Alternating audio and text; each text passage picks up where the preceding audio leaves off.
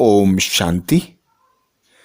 दादी रतन मोहिनी बाबा के यज्ञ का ऐसा रत्न जो आज 98 वर्ष की आयु में आ चुका है। तो ऐसी दादी रत्न मोहिनी के 98वें जन्मदिन पर हम सभी भाई बहनों की ओर से दादी जी को हार्दिक शुभकामनाएं। और हम सभी भाई बहन ऐसी आशा करें, ये दुआएं करें कि बाबा का यज्ञ जब तक चले, जब तक दादी दीर्घ आयु बनकर हमारे साथ रहे। तो दादी जी का 98वें जन्मदिन पर दादी जी की कुछ विशेषताएं, दादी जी के जीवन की कहानी जानेंगे। दादी जी का बचपन का नाम लक्ष्मी था। उनका जन्म हैदराबाद के सिंध में, जो अब पाकिस्तान में है, वहाँ एक प्रसिद्ध धार्मिक परिवार में 25 मार्च 1925 को हुआ था। जैसे कि दादी बताती हैं कि वे बचपन में बहुत शर्मीली थीं, बात करने में उन्हें बहुत संकोच होता था, परंतु एक बहुत अच्छी स्टूडेंट थीं। वह अपना अधिकांश समय शिक्षा को समर्पित करती थीं। जब वह ज्ञान में आईं तो ब्रह्मा कुमारी के ओम मंडली ग्रुप के संपर्क में जब उनकी 13 वर्ष की आयु थी। बचपन से ही उनका झुकाव आध्यात्मिकता व पूजा पाठ की तरफ था, पर उन्हें कोई अंदाज नहीं था कि जिंदगी में उन्हें परमात्मा के इतने करीब आना पड़ेगा। तो बाबा अपने जो बच्चे होते हैं उन्हें पहले से ही संपूर्ण, संपन्न और विशेषताओं से भरकर बनाता है और उन विशेषताओं को उभारता जाता है। तो ऐसे ही दादी रतन मोहिनी जी बचपन से ही धार्मिक पूजा पाठ में अपना ध्यान लगाती थी। वे जब इस यज्ञ में आईं, जब लगभग 11 से 13 वर्ष की आयु थी उनकी, और जब वे पहली बार यज्ञ में आईं तो पहली बार आते ही ट्रांस में चली गई थी। दादी जी के मुख से जो हम अनुभव सुनते हैं, दादी जी कहती हैं, मैं लगभग 13 साल की थी। मेरी स्कूल की छुट्टी के दौरान मेरी माँ मुझे भगवत गीता के सत्संग में ले आई, जो हमारे शहर में आयोजित किया गया था। मैं जाकर पहली पंक्ति में बैठ गई। बाबा अर्थात ब्रह्मा बाबा आए और वह भी बैठ गए। ओम ध्वनि के साथ सत्संग का आरंभ हुआ।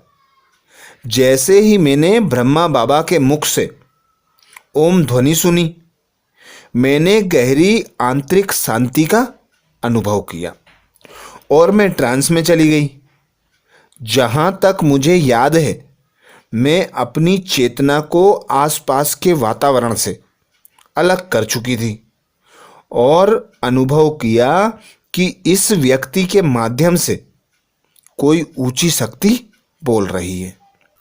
लगभग 1 घंटे में सत्संग समाप्त हो गया, परंतु मैं बाबा को निहारती रही। उन्होंने मुझे देखा और मुझे उठाया। मेरी माँ मुझे हिला हिलाकर होश में लाई और मैं बाबा के पास गई। बाबा से बोली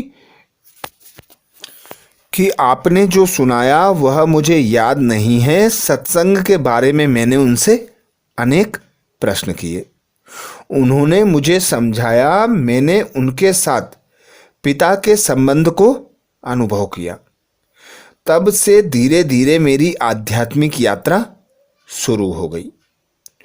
ओम मंडली के साथ पूर्व यात्रा 2002 में अपने साक्षात्कार में दादी रत्न मोहिनी जी ने बताया कि अपनी जीवन यात्रा लक्ष्मी के नाम से शुरू होकर रत्नमोहिनी नाम पर आ गया।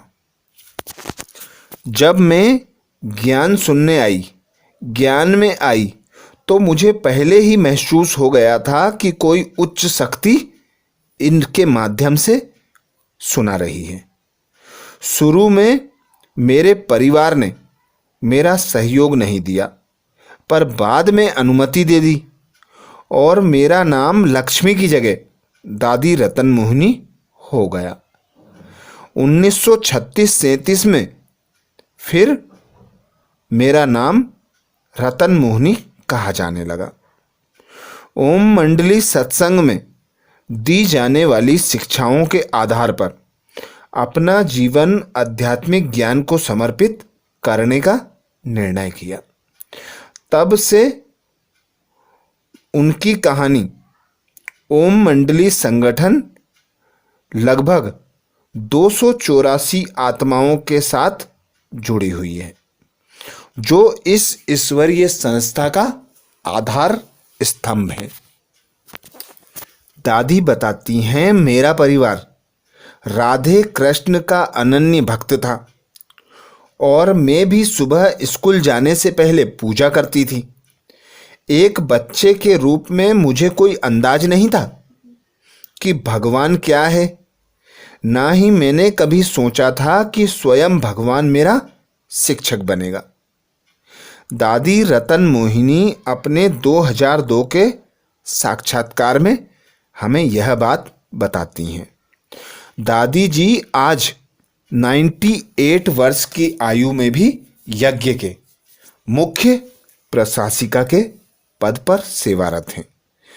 वे राजयोग एजुकेशन और रिसर्च फाउंडेशन के युवा प्रभाग की अध्यक्ष भी हैं। ब्रह्मा कुमारी मुख्यालय माउंट आबू में कार्मिक विभाग के निदेशिका के पद पर भी हैं। राजस्थान जोन में ब्रह्मा कुमारी सेवा केंद्रों की जोनल हेड भी हैं। भारत में शिक्षक प्रशिक्षण टीचर ट्रेनिंग की निदेशिका भी हैं। दादी जी में जो मुख्य विशेषताएं देखते हैं, एक गहन विचारक के रूप में वे अपने विचारों द्वारा आत्माओं को परिवर्तित करने की शक्ति रखती हैं। किसी भी पॉइंट की गुह्यता में जाने की उनकी ऐसी विशेषता है कि वे हर विचार को महान विचार बना देती हैं। किसी आध्यात्मिक विषय पर कुशल वक्ता हैं। कोई भी पॉइंट दादी जी कुशलतापूर्वक उसका विस्तार कर देती हैं। दादी दयालु के गुण से संपन्न हैं। वे सभी आत्माओं के प्रति दया की भावना रख सभी को अपनी मनसा वाचा कर्मणा द्वारा परिवर्तन कर बाबा के वर्षे का अधिकारी बनाने का सदा प्रयत्न करती हैं। दादी बहुत ही विनम्र हैं। उन्हें जब हम देखते हैं तो उनसे हमें अपने परिवार की अनुभूति होती है, अपने करीबी का अनुभव होता है।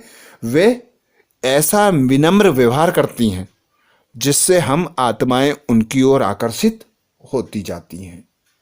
सेवा के लिए दादी जी सदा तैयार रहती हैं। आध्यात्मिक रूप से परिपक्व दादी जी बचपन से अभी तक ऐसी ज्ञान की मूर्ति बन गई। दादी जी के हाथ में आप सदा मुरली देख सकते हैं। वे मुरली का कंटिन्यू मनन चिंतन करती रहती हैं और ज्ञान की ऐसी मूर्ति बन गई कि आध्यात्मिक रूप से उन्हें ऐसी परिपक्वता मिली कि उनके बोल द्वारा, कर्म द्वारा, चलन द्वारा हर आत्मा आध्यात्मिकता की ओर आकर्षित हो जाती है। उनके एक विशेष गुण सदैव मुस्कुराते रहने का है। जिससे हमें अत्यंत खुशी प्राप्त होती है। उनका हर्षित मुख चेहरा सदा ब्राह्मणों की शान रहा है। सभी को वे ऐसे ही खुश करती हैं जैसे स्वयं भगवान सर्व आत्माओं की इच्छा पूर्ण करने के लिए इस धरा पर अवतरित होते हैं और 21 जन्मों का वर्षा देते हैं। तो ऐसे ही बाप का प्रत्यक्ष दर्पण दादी रतन मोहिनी जी हैं। दादी पवित्रता, शांति और उच्च उद्देश्य के जीवन का एक उदाहरण है। दादी पवित्रता, शांति और उच्च उद्देश्य के जीवन का एक उदाहरण है। रत्न मोहिनी दादी को बहुत से लोगों द्वारा एक आदर्श नारी के रूप में देखा जाता है। अर्थात दादी इस बाबा के यज्ञ का ऐसा आधार स्तंभ है जिस पर आज भी बाबा का यज्ञ फलीभूत हो रहा है, वृद्धि को प्राप्त कर रहा है। हमारी दादियों ने ऐसी विशेषताएं हर आत्मा को प्रत्यक्ष कराई। दादी रतन मोहिनी ले लो, दादी हृदय मोहिनी जी ले लो, दादी जानकी जी ले लो, या दादी प्रकाशमणि ले लो। सभी के चरित्र, चेहरे और चलन से हम बच्चों को ऐसा आकर्षण होता है कि हम यज्ञ की तरफ, त्याग तपस्या की तरफ, कर्म योग की तरफ खिंचे चले जाते हैं। तो ऐसी दादियों की विशेषताएं हम जितना जितना मनन करते हैं, इसका चिंतन करते हैं, तो हम भी इनके समान बन, बाप समान बनने का पुरुषार्थ कर सकते हैं। तो आज दादी जी के 98वें जन्मदिन पर हम सभी भाई बहनों को, बहनों की ओर से दादी जी को एक बार फिर बहुत बहुत शुभकामनाएं। अच्छा, ओम शांति।